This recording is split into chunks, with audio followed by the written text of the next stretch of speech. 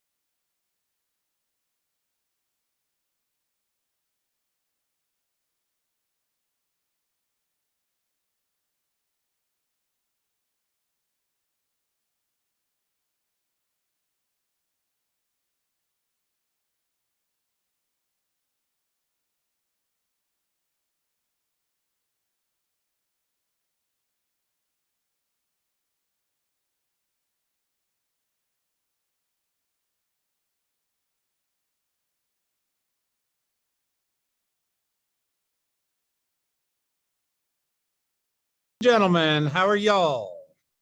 Y'all. You're getting a live and in person industry update today. It is what, like the 25th of the month, which is just crazy. We were at an event today, so we set up shop here after the event is over, and here we go with some industry update. I got Matt Pitts live and in person, and of course the fabulous honorary legendary Rick Hale here. And Brett Caldwell. Yep. So Niale is off screen running our controls today. So Niale, why don't you pop up our stats, and let's start with. Can everybody hear us okay? Maybe as a starter, Yeah, can y'all hear us okay? maybe unmute and confirm.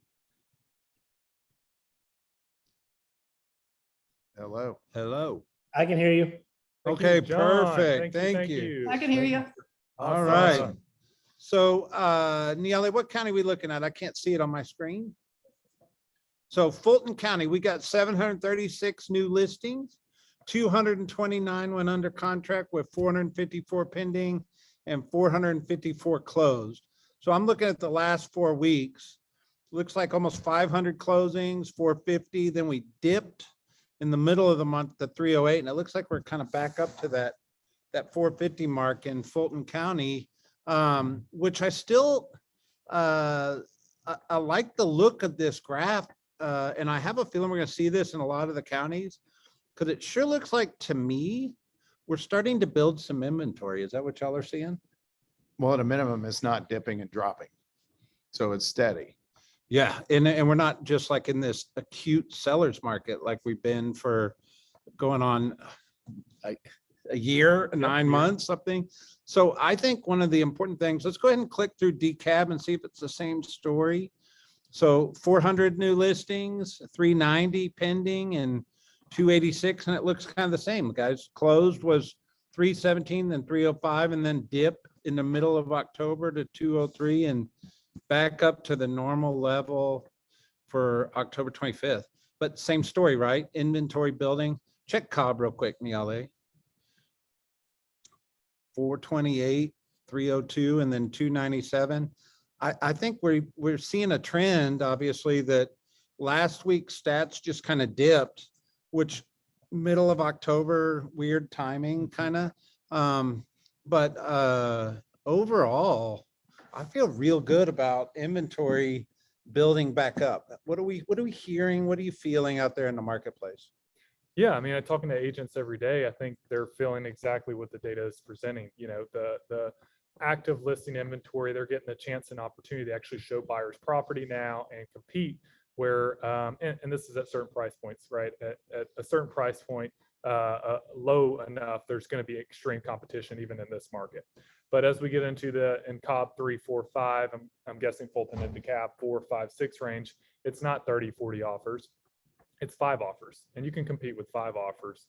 It's very hard to compete with 30 offers. So that's what I'm hearing a lot of chatter around. Yeah, I mean, we heard a story today. Somebody had 57 offers on a property, which I think is an outlier in today's market. Because I do think, I've been saying this for weeks now, there are people that are in your pipeline as real estate professionals that didn't have a hope and a prayer 3 months ago, 6 months ago. They got a really good shot at getting a property right now. And if they wait till February, I think the market's going to heat back up to an acute level. And their window's probably now till January 31st. And then they're going to lose that opportunity again. What would you say? Well, unless you're first time buying or you're not attached to a family, it is common that the buyer demand wanes a little bit in as we head into the holiday season. And so that's one advantage of being a buyer. The other thing is when people list houses, in November, December, they're pretty serious about selling because it's a disruption in their flow and their mojo typically relative to the holidays. So at least, the seller really wants to sell. And as I look at the data, I realize, this is not new information, but the withdrawn and the expired percentage is so small. It's like 7-8%. Just tells me that, man, the listing agents are winning big still. And most of the listings that are taken are selling. Historically, it runs 30-40% sometimes, depending on the market. In a down market, it was as high as 66%, I think, at the peak in 2011 and 12. All that to say, become a listing agent and you'll win big. It's almost automatic. And at a 428, you know what you need to be thinking about? How many of those were yours? Yeah. If 4 or 5 of those are yours, it could have been 228. It wouldn't matter. Yeah. One of the scary things, and she's got Cobb County up on the screen, and I think Cobb County experiences this more than others, but 10% of that's going to the iBuyers. Mm-hmm. That means probably 443 of those 428 are being popped back on the market from the iBuyers. And it has a lot to do with price point and buy box and that kind of thing. But those are our listings, Rick and Matt, and our agents, we need to do a better job of messaging and marketing and taking that business back, because there is no excuse that our agents aren't iBuyer as well, in the sense of partnering with Keller Offers and bringing options to the table, or even we've got private equity people that would buy houses tomorrow. If you just knew that and had that in your back pocket, let's take some of those 43 listings back in Cobb County. And it's not just Cobb County, but just since that's the one that's on the screen. Well, you know who's not going to be buying property for a season or so? Who? Zillow. Oh. Remember what we Well, saw? hang on though. Did we if misread something? That was last week's no, story. I'm gonna let Niali take her screen down. I'm gonna pop it up while we're talking here, but Zillow certainly announced, and well, Matt, while I'm doing that, Yeah. what did Zillow say? Zillow did pause last week, and Brett's going to update us on the most recent news.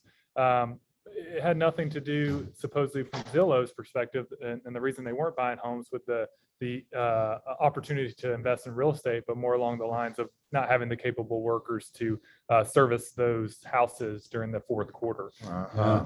Wow. So there's a story behind the story that we didn't have last week. Yeah, well, look at this. So the headline on Inman right now says Zillow's iBuyer misstep will soon be a distant memory. And then if you scroll down, it may take me a minute to find it, but there's a contrary or a contrasting headline. Where'd you see it? I just saw Zillow. That was It basically says the opposite, which just says that we don't really know here.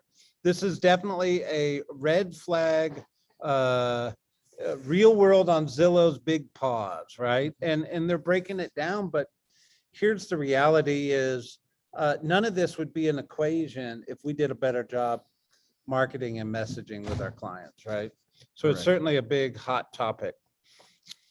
Yeah, I mean, Gary Keller's talked about making offers for immediate response, and that took off in the book Shift. And if you read the book Page Shift, 61. page 61 and 62, in the book Shift is all about what we call mofers, right? And mofers make offers for immediate response. Cool little word. It's my word of the year right now.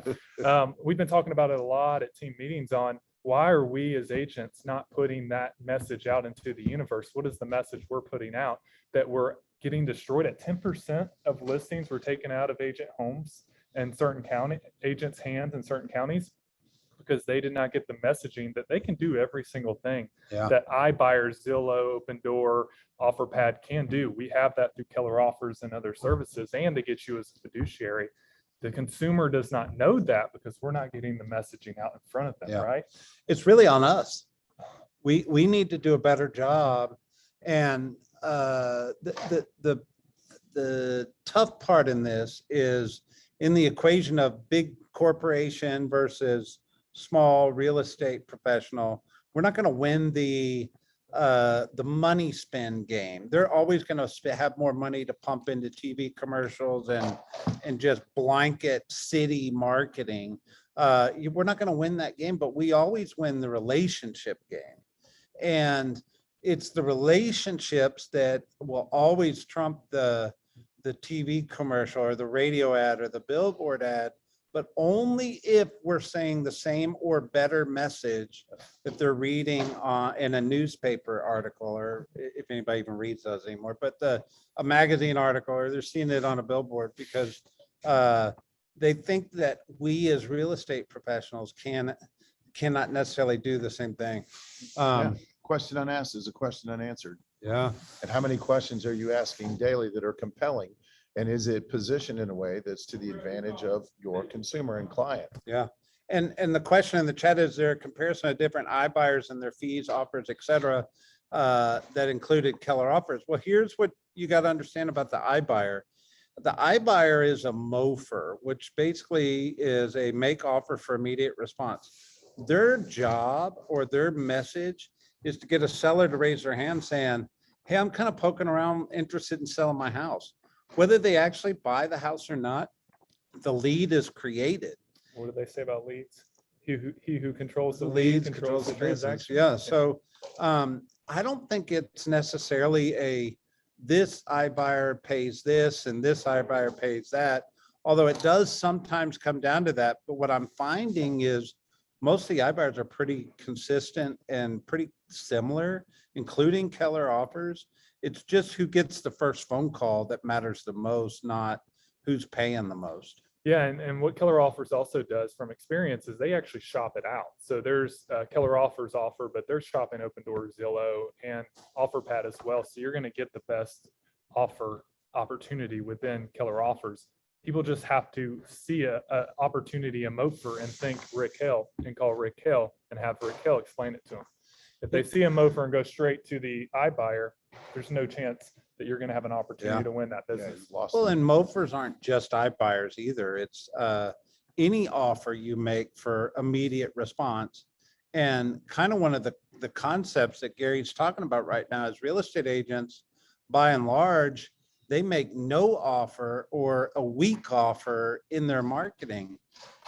We don't even really do call me for a free market analysis anymore. We're just sending newsletters and neighborhood stats and forgetting to do some kind of call to action, much less a call to immediate action, which is what a MOFR is. And that's really where iBuyers, not that it's just about iBuyers, but they're a great analogy of what a MOFR is, and that's beating us to the punch.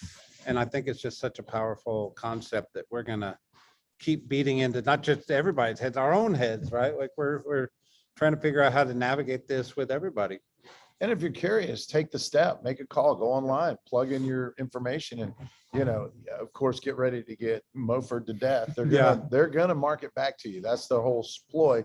But at least know what your clients are experiencing when they plug their name into a website, curious about what their home's worth. And you'll be able to better combat that conversation and even let them know, hey, I've been in that conversation. I know how it goes. Here are the fees. Here's the structure. Here's the likely percentage outcome. And to really be a valuable asset, you have to not only be able to counterbalance that with great information and confirmation, but also your value proposition that trumps it. There you go.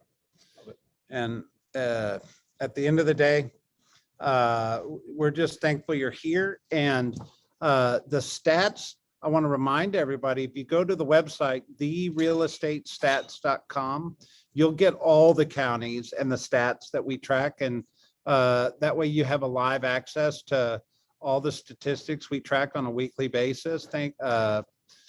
Rick, you posted that in the chat without even moving your arms. I'm over good here. at that. I've been practicing my whole life for that. There you go. I got you. Well, in the absence of any questions, that is your industry update this week, guys. And it's not normally I get to sit here with you guys and do a shoulder to shoulder update, but it's Yeah. kind of fun. Yeah, this was awesome. All right.